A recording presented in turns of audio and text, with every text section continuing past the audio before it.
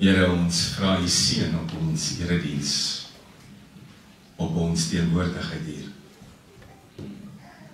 En ons begin ons erediens vandag met hierdie gebed. Nie net 'n seëngroet nie, Here, maar 'n gebed in U naam. Dankie dat ek hier kan wees. Dankie vir elke geleentheid om U grootheid te beleef. Dankie vir elke kans daar buite wat ek U naam kan verkondig. Dankie vir elke oomblik, Here, wat ek U liefde kan uitleef.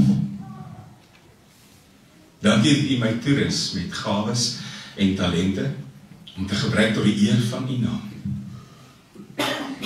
Dankie vir U teenwoordigheid in my lewe. Juist ook wanneer dit donker raak, Here, wanneer ek dinge soms nie verstaan nie, is U teenwoordigheid dit wat alles anders maak. En daarom in my gebed vandag, aan die begin van ons erediens, wil ek U leiding vra ook hier. Wil ek U vra om my rustig te maak, Here, as my hart onstuimig is. Wil ek U vra om my te vul met vrede, as ek nie altyd alles verstaan nie. Aan U kom toe die mag en die krag, die heerlikheid en die eer, Vader, Seun en Heilige Gees, tot in ewigheid. Amen. Vandag 2 gedeeltes met mekaar deel. Ons is besig met daardie deel van Jesus se bediening op aarde, waar hy weet hy is op pad Jerusalem toe om sy lewe te gee. Die Here het van die begin af geweet. En op 'n stadium wou hy aan mense begin meedeel het wat hy hier eintlik kom doen het. Hy wou eerlik wees en hy het dit ook gedoen. Hy sê vir die disippels die eerste keer, ek is op pad om my lewe te gee, tweede keer. En dan in Matteus 20 lees ons van die derde keer.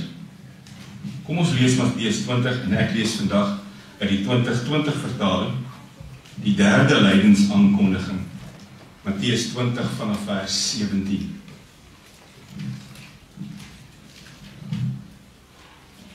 Jesus het opgegaan na Jerusalem.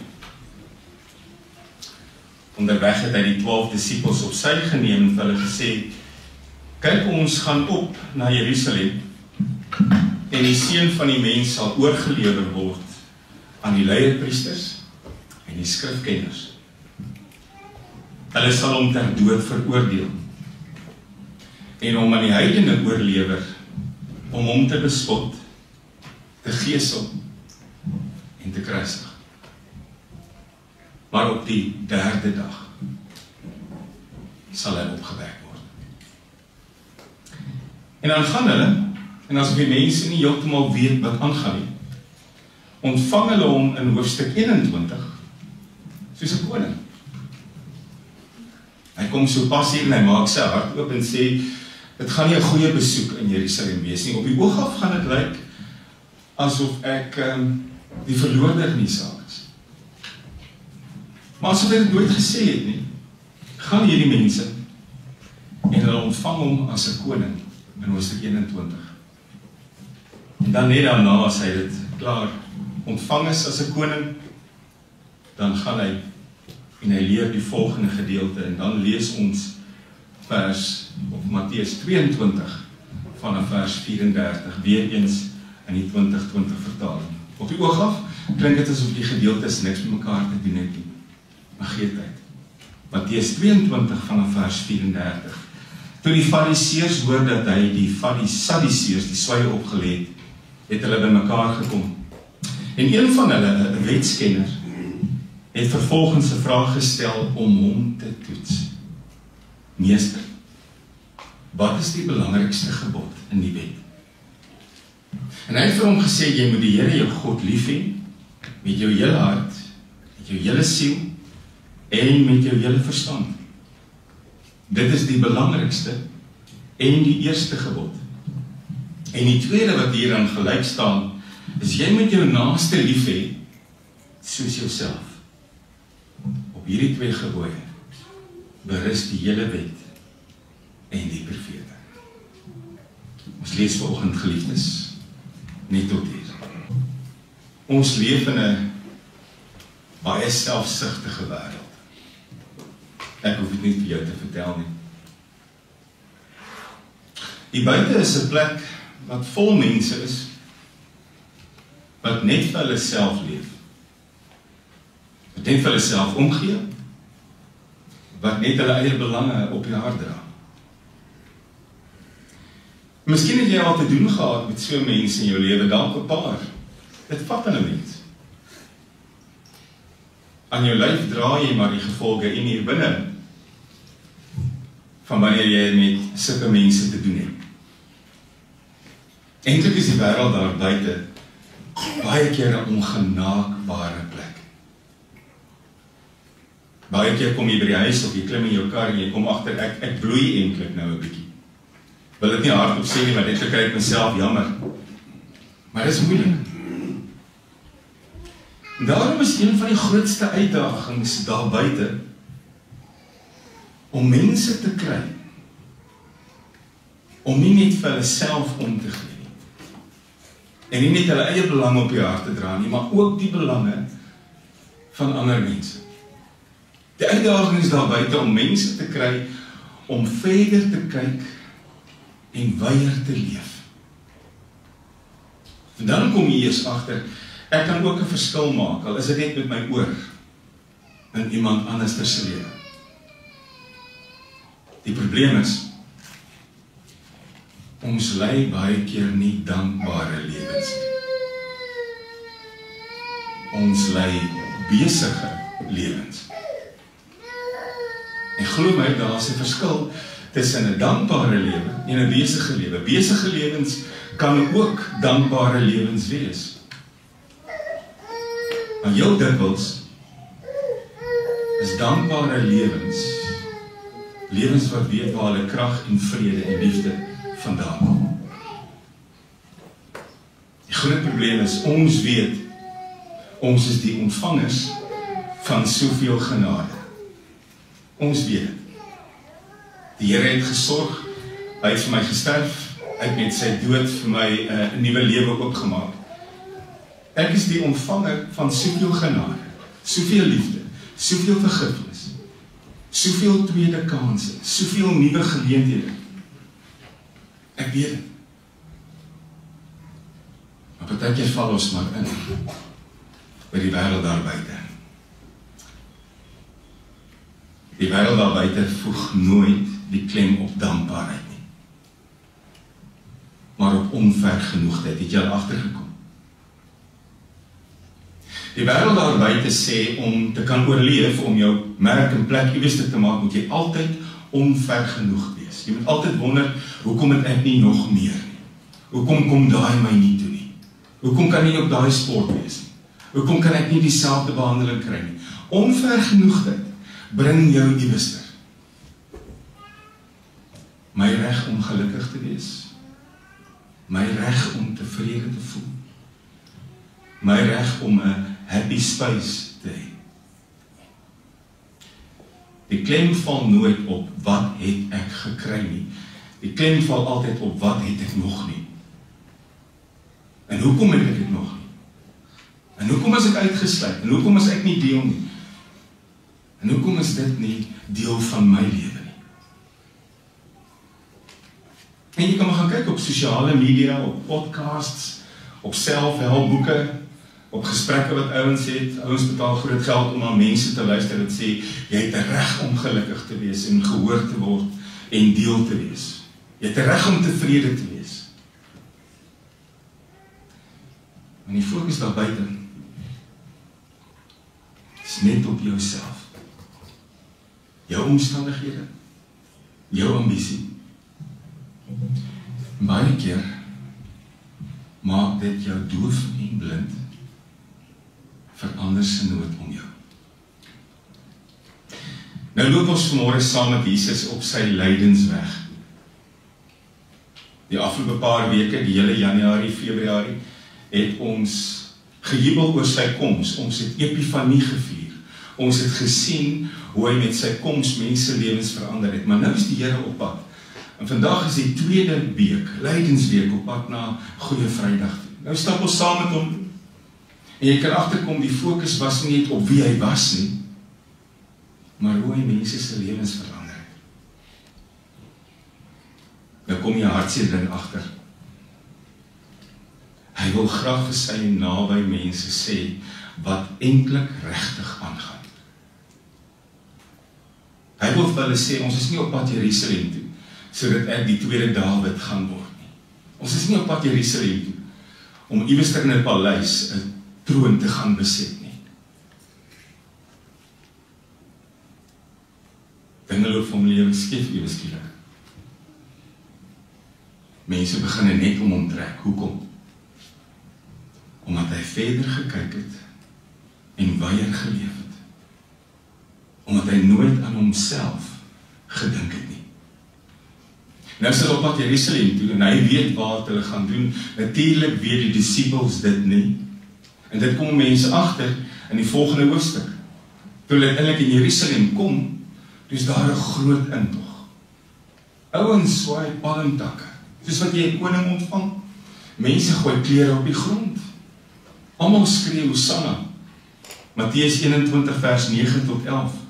Die wat voor hom uitgeloop het en die wat agter hom aangekom het presies dieselfde geskree. Prys die seun van Dawid. Hy wat in die naam van die Here kom.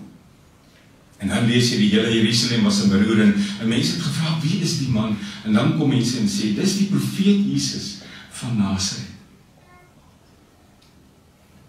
Maar in hoofstuk 20, die hoofstuk voor die intog, trek hy alweer die ouetjies by hom nader en sê, kom ek verduidelik vir jou wat gaan gebeur in Jerusalem.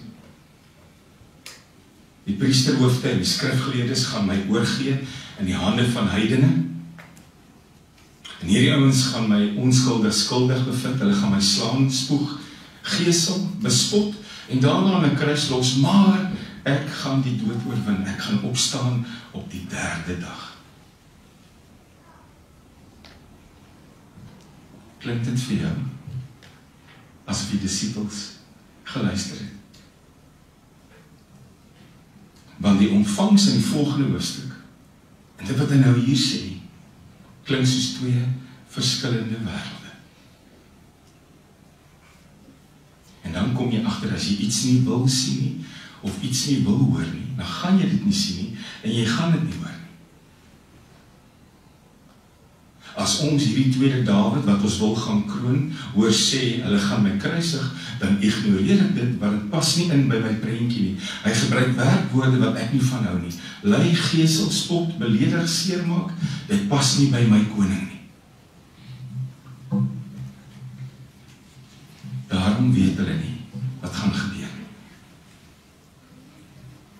Jy kom duidelik agter, sy tyd raak min. Sy pad het 'n draai gevang na 'n plek waar dood en bloedvergieting gaan wag. Niemand hier weet dit nie, maar iewester net buite Jerusalem is daar 'n koppie met 'n kruis op en hy gaan aan daardie kruis hang. Hoor jy my probleem? Klink dit vir jou na 'n groot probleem? Dit is vir my 'n groot probleem. Dit wat Jesus sê en dit wat mense doen en dit wat hulle hoor is twee verskillende goed. En dan wonder ek, is dit in my lewe ook so? Vir jou goeie nuus. Hy het hierdie twee wêrelde by mekaar gebring. Kom ek verduidelik. As jy vandag 'n lysie moet maak van mense wat belangrik is en geliefd is in jou lewe, hoe gaan hierdie lysie uit? As jy nog nooit so 'n lysie gemaak het, nie, maak hom vinnig in jou kop. As jy 'n lysie moet maak van mense vir wie jy omgee, wat vir jou belangrik is, vir wie jy lief is, vir wie jy jou lewe sal gee, hoe lyk hierdie lysie? En ek dink daar's 'n lewensmaat of twee op. Waarskynlik kinders, kleinkinders, miskien 'n geliefde broer, 'n geliefde suster, 'n groot maat, naby vriend wat voel soos 'n broer of 'n suster, familie. Nou die volgende vraag. Waar sit jy jouself op daai lysie? As jy 'n lysie moet maak van mense wat vir jou belangrik is, vir wie jy omgee, vir wie jy lief is, vir wie jy enige iets sal doen, waar sit jy jouself op daai lysie? Kom ek sê vir jou, as jy 'n ouer is, waarskynlik onder die kinders. Want 'n kind is iemand vir wie jy enige iets en alles sal opgee. En ek weet ons het die erediens begin met mense wat selfsugtig is, wat net aan hulle self dink, wat een naam op daai lysie het en dis hulle self, maar dikwels val ons na die ander kant toe van die skaal. Dikwels maak ons lysies waar jy glad nie eens op is nie. Waar jy so onbelangrik is in jou oë, dat jy glad nie op daai lysie kom van geliefdes, mense vir wie jy lief is nie. En ek weet ons dink baie keer, maar ons is so geleer. Moenie te veel van jouself dink nie. Kom uit die ouerhuis uit, kom uit die kerk uit. Ons het sopas 'n lied gesing, onthou julle? Die gebed 284. O Here, help my om so te leef, om ander hoër as myself te ag en hulle lief te hê, ander bo myself. Want dan kom ek by Jesus uit. En dan leef ek soos wat hy geleef het. Nou kom ons by hoofstuk 22. Onthou 20 sê die Here, ek is op pad Jerusalem toe om myself te gaan gee. 21 word hy ontvang as koning asof dit nie gesê is nie. En nou kom ons by 22. Nadat hy Jerusalem binne gekom het, het hy nie opgehou om te praat nie. Hy het voortdurend bly leer. En dan in die bloute uit, soos wat hulle gewoonlik doen, is daar waaragtig weer 'n fariseer. Het nog 'n strikvraag. Sien 'n mens die groter prentjie, wil 'n mens eintlik vir hom sê, hoor jy, die tyd hiervoor is nou verby. Die Here se tyd loop uit. Daar is nie tyd om hom te mors op jou vrae nie. Daar is soveel goed wat hy moet sê, daar is soveel goed wat nog moet gebeur voor die kruis. Die fariseer, baie belangrik in sy eie oë, het 'n strikvraag. Meester, Rabbi, wat is die grootste gebod in die wet? Wat is die grootste gebod? Nou die gebooie, die 10 gebooie was daar sodat mense kon weet hoe om voor God te leef. Watter een is die belangrikste in God se oë? Mense en sê fariseer, bly net stil, jy is nie op hoogte nie, jy weet nie wat besig is om te gebeur nie. En dan kom jy een ding agter. Hierdie vraag pas perfek op hierdie oomblik waar Jesus nou is. Hierdie vraag pas perfek by hierdie geleentheid. Hierdie vraag is die geleentheid om die waarheid, die volle waarheid, wat my en jou lewe gaan verander, om die waarheid vas te maak aan mense se harte. Nou hoofstuk 20 en 21 is hierdie vraag die beste vraag wat gevra kon word.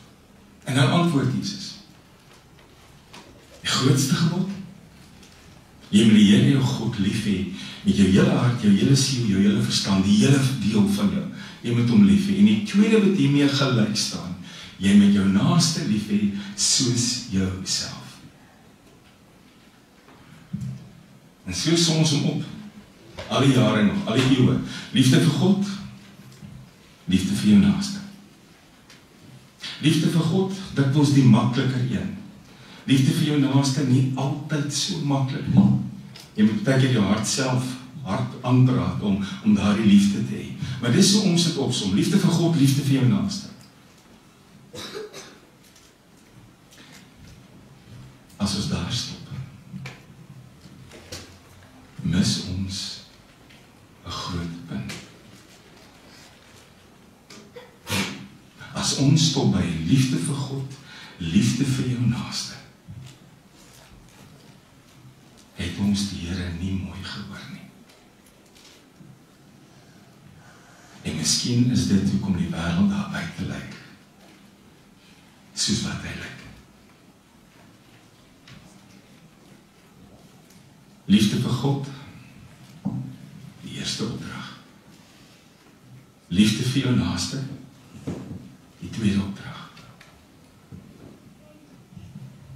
Maar daar is 'n derde opdrag. Het jy dit geweet? Het jy dit al raak gelees? Daar is 'n derde opdrag wat sê, liefde vir jouself. Jy moet jou naaste lief hê, soos jouself. En as jy die derde opdrag nie kan nakom nie, kan die eerste en die tweede ene nie gebeur nie. As jy jouself nie kan lief hê nie, gaan jy nie liefde vind vir 'n naaste nie. As jy jouself nie kan lief hê nie, gaan daar nie liefde wees vir God nie. Nie regtig nie. Daar is 'n derde opdrag. Liefde vir jouself. Die grootste oomblik wat alles verander het, die draaipunt in die geskiedenis, die geleentheid om dit te kan doen. Jy moet jou naaste lief hê, soos jouself. As jy jouself nie kan lief hê, kan jy jou naaste nie lief hê. Dis dieselfde met respek. As daar nie selfrespek is nie, is daar gewoonlik nie respek vir ander nie. En ware liefde word eers sigbaar na buite toe, na God toe, na die mense om jou, as jy jouself ook liefhet. Om na jouself te kyk, na jouself om te sien, jouself te versorg, is nie minder belangrik as om dit met die naastes te doen. Nou, ek wil vir jou sê, hierdie was nie 'n vreemde boodskap vir die Jode nie. Toe God hulle gaan haal het, daar in Egipte, was hulle niks.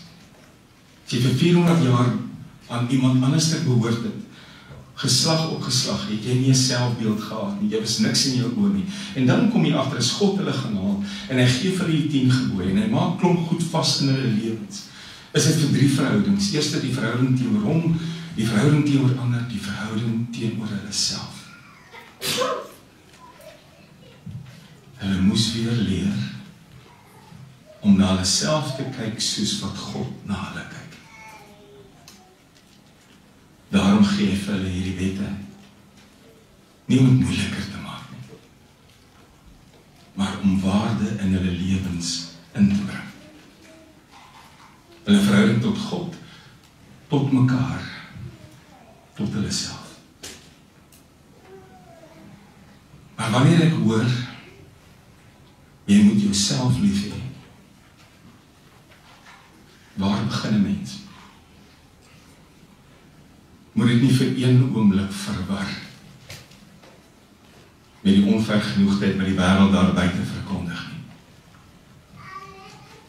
Moet dit nie vir een oomblik verwar met jou reg op vrede en geluk en vreugde en wat ook al nie. As 'n mens hoor, jy moet jouself lief hê, waar begin jy? By hom. By Jesus. By sy liefde vir jou, ten koste van homself. Jy begin by die dag waar 'n koning gesê het, ek kies jou oor myself. Ek gaan hang in jou plek. Jy begin by die dag toe 'n koning gesê het, jy is vir my belangriker as wat ek vir myself is. Ek sit jou bo aan my lys. Jy begin by 'n koning wat uiteindelik na 'n groot ontvangs aan 'n kruis gehang het en gesê het, het jou hierdie dag liewer as wat ek myself het. En as dit is hoe hy oor my gevoel het, hoe kan ek anders voel? Omdat die Here my lief het, kan ek myself lief hê. En kan ek daardie liefde wys vir die ouens wat my pad deel, en die God in wie se hand ek leef. Ek moet leer om na myself te kyk, soos wat hy na my gekyk het. En dit, my vriend, kan jy net doen in dankbaarheid. Jy kan dit net doen in dankbaarheid. Nie 'n selfsugtige, selfgesentreerde liefde nie, maar 'n dankbare liefde, waar ek weet my selfwaarde lê in sy offer. En ek was op 'n oomblik werd genoeg, sodat 'n sondelose wese sy lewe vir my gegee het. Liefde vir God, liefde vir my naaste, omdat ek myself ook lief het. Omdat die tweede Dawid 'n doringkroon gaan dra.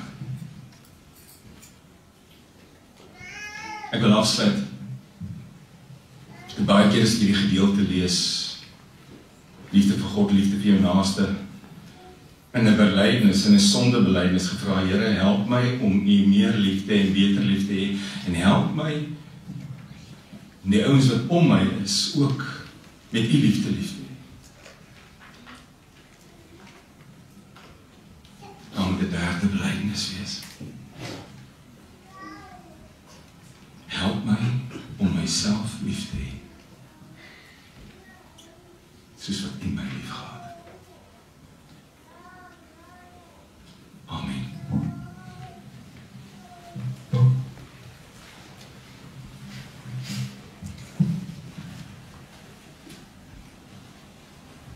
Soms is dit frustrerend om te sien hoe mense nie regtig wou sien waar jy nie op pad is nie. Soms voel dit asof jy julle oë wil oopmaak en sê, kyk hoe lyk hierdie Here regtig.